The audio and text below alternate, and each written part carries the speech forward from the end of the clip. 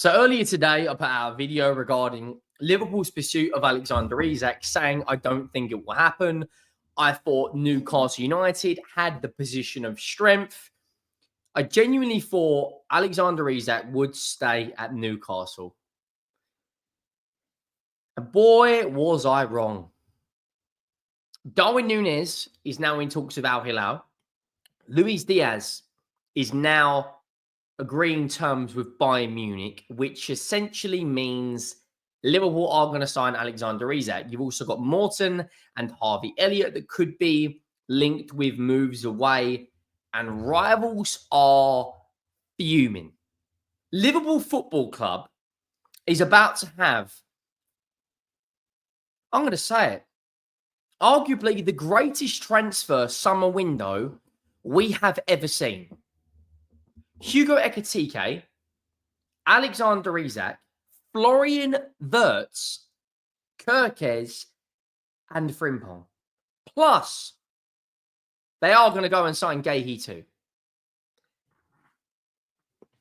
Michael Edwards and Richard Hughes, you deserve one hell of a round of applause. Biased aside, thinking objectively, that is an unbelievable transfer window. And it all started, the planning, the foundations were laid from last season. Last summer, Liverpool only signed Georgi Mamardashvili, loaned him back to Valencia, who's now their backup goalkeeper, and they signed Federico Chiesa for about 15-20 million pounds. They suffered without going out and buying a number 9. They relied on Darwin Núñez. He missed opportunity after opportunity. He did deliver in some big games. Think to that Brentford away fixture. He bagged both of the goals. Season before that, he bagged the goal against Nottingham Forest. He did deliver in some games. And now, they won the Premier League. And they're going again. Arne Slot, for me, is the second best manager in this Premier League, behind Guardiola. And there will be some Liverpool fans out there that, of course, think he's the best. We're going to jump into it. This is probably going to be a longer video than usual. Make sure you go down, drop a like on the video. Make sure you do hit that subscribe button and let me know your thoughts. We are steamrolling our way towards 70,000 subscribers. So if you haven't already, please go down and hit that subscribe button. I want to cast everyone's minds back to June. The beginning of June, Liverpool would have already wrapped up Florian Wirtz, Kerkez, and Frimpong. They announced Frimpong at the very, very end of May. And what people don't realise is Liverpool's financial year runs from May to May, where every other team in the Premier League, to my knowledge, runs from June to June. So what Liverpool were able to do is put the signings of Florian Wirtz and Kerkez, I believe, alongside Frimpong. The deal and the paperwork would have already been done in May. I think Kerkez and Frimpong were done in May, which essentially means that 80 million quid goes into the previous financial year.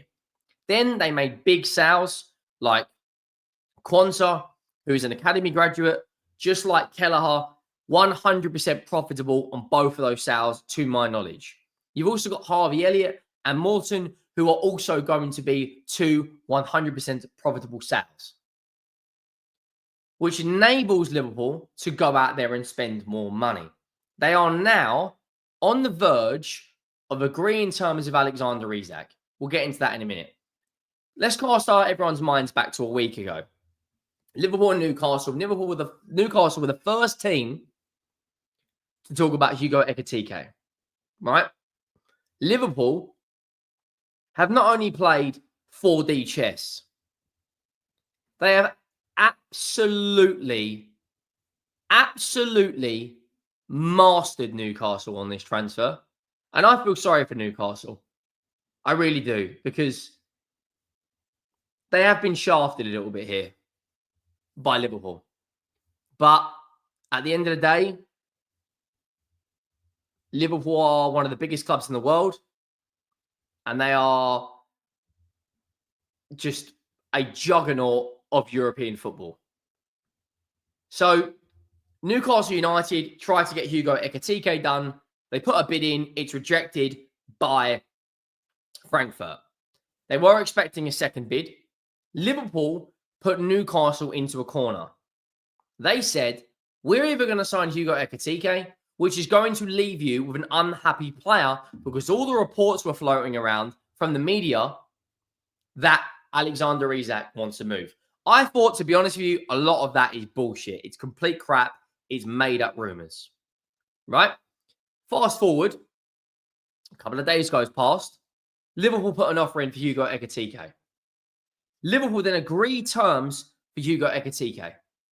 Liverpool then signed Hugo Ekitike for £69 million with £10 million in add-ons, going up to 79 million quid. Right? Everyone thought he's going to be their number 9. That's going to be the business. Liverpool then announced Hugo Ekitike. And then today, we saw some very unusual news, which I put a video out earlier saying this is complete crap. The report coming out from Fabrizio Romano said that Alexander Isak has not travelled to Singapore on the pre-season tour. Newcastle insisted it's not due to transfer reasons, but the striker is still nursing a minor thigh injury. Ben Jacobs then reported that there was a scan on his thigh and he was cleared. He could have travelled. He didn't, because he wants a move to Liverpool Football Club. And let's be honest, can you blame him? Can anyone blame Alexander Isak for wanting to join Liverpool? The Premier League champions, Salah, Wirtz, Van Dijk, Alisson, McAllister, Gravenberch. There is world-class talent all over the pitch. World-class talent.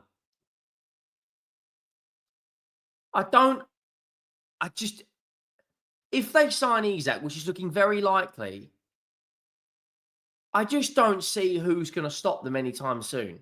A front line with Ekitike. I think Ekitike is going to play on the left and rotate with Gakpo. Luis Diaz will join Bayern Munich. It's going to be a longer video. Then you've got Isak in the 9 and Salah on the right. Who stops that team? Like, let's just be real with it. Who is going to stop that team next season? So, Fabrizio Romano then drops a bomb, a massive bomb, a huge bomber on social media.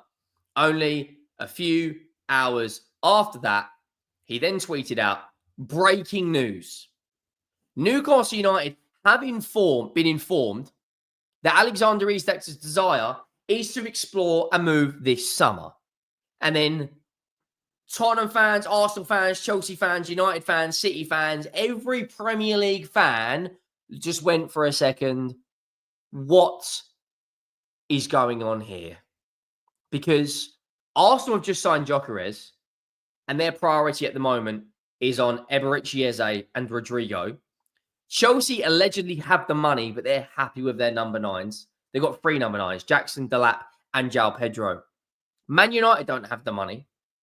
City already have Haaland, and their problem is wide players and midfielders, because they've already got an unbelievable goal scorer in Haaland, which leaves Liverpool.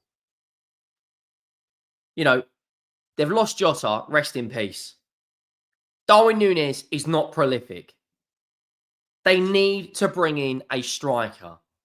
And who better than a guy who's just got 20 league goals? A guy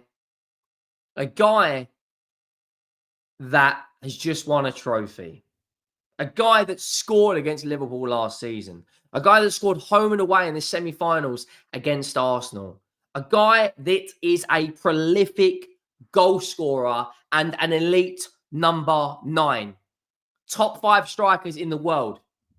Alexander Isak, Erling Haaland, Harry Kane. You'd probably argue Victor Gyökeres. Ousmane Dembele is a striker. And Osimhen.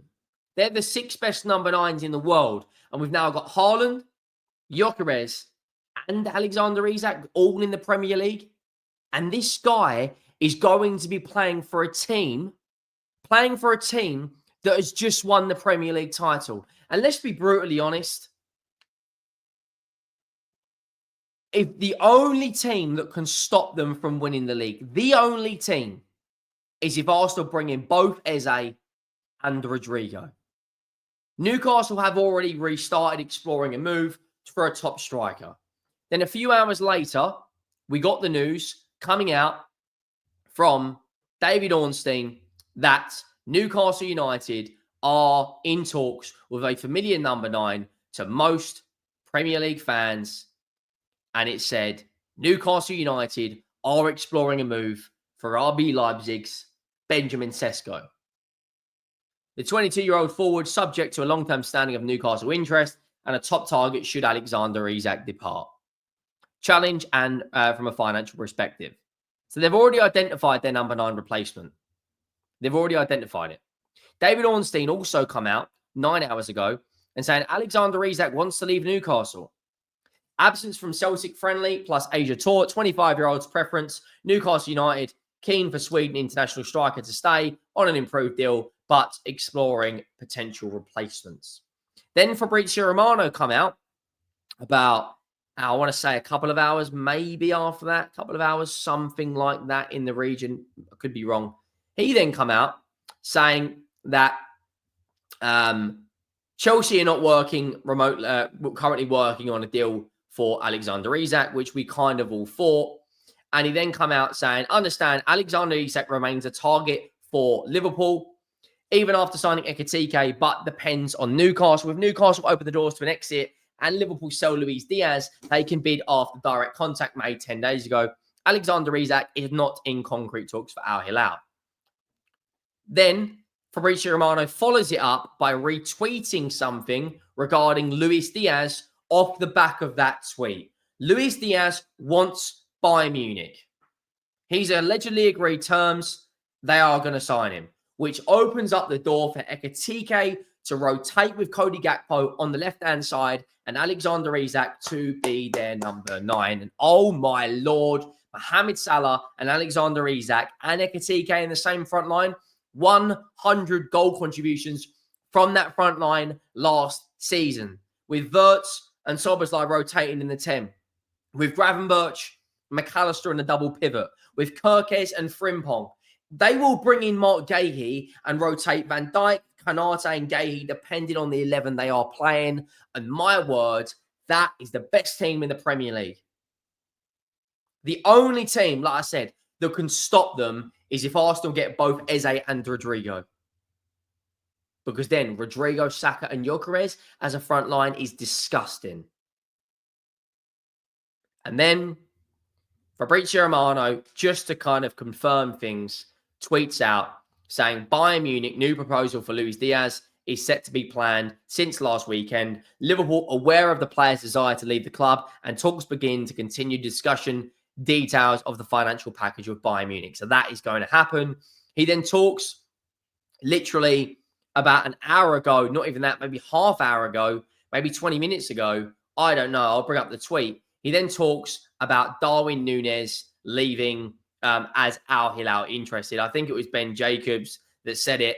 Ben Jacobs is a very, very, very credible journalist, come out and said, Darwin Núñez remains an option for Al Hilal. Internal talks are taking place over whether to approach Inzaghi with key input from Simeone Inzaghi first. Hilal will certainly sign a striker. Liverpool's valuation is, mate, if they pull off 70 million euros for Darwin Núñez, that's 60 million pounds. 60 million for Núñez, 70 million for Diaz, 40 million for Quansah, 20 million for Kelleher, 45 million for Harvey Elliott, 30 million for Tyler Morton. The football club, they have got a genius in Michael Edwards running that football club. It is absolutely insane. And I'm going to bring up what I think the way Liverpool will set up next season. And I'm sorry, guys, but this team, PSG, are going to be looking, going, that is our biggest threat to the Champions League. Madrid have got a huge problem with Mbappe and Vinny. Too many egos there. They've just given Mbappe the 10. Are they good enough right now to go and win a Champions League? I'm not so sure. PSG have got Doué, Bradley Barcola, Ousmane Dembele is probably going to win the Ballon d'Or, Kvaratskhelia, Lee, arguably one of the best midfielders in the world in Neves and Vitinha with Fabian Ruiz. But this Liverpool side, I tell you right now, this Liverpool side, Konate is rumoured to be signing a new deal as well. Everything right now is going well for them. And then you've got right now Gahey, who is also rumoured to be signing a contract with Liverpool. He wants to move. Liverpool needs centre-back cover because if they get an injury to Alisson, they get an injury to Virgil van Dijk or to Konate, the depth just isn't there from a centre-back perspective. But Gahey's one of my favourite centre-backs. I've wanted him at Spurs for such a long time. He's the guy I wanted to come in and replace Romero.